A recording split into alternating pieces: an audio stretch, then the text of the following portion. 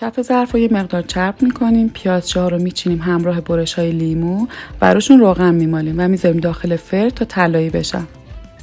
داخل میکسر پنیر فتا، روغن، آب لیمو ترش تازه، فلفل سیاه و نمک رو میریزیم و میکس میکنیم و بعد پیازچه ها رو هم بهش اضافه میکنیم و میکس میکنیم. این دیپ پیازچه خوشمزه که درست کردین رو بریزین توی بشقاب، یکم بهش شک بدین و با لیمو و پیازچه های رست شده تزیینش کنین. در نهایت هم بهش عسل اضافه کنین. نگم که چقدر طعما بالانس میشن، پس اصلا عسل رو حذف نکنین.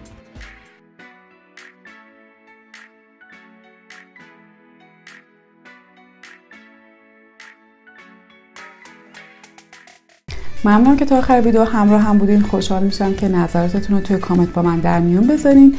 اگر از این ویدیو خوشتون اومد لایک کنین و با زدن دکمه سابسکرایب از من حمایت کنین. دکمه زنگوله هم روشن کنین که هر موقع ویدیو جدید گذاشتم با خبر باشین.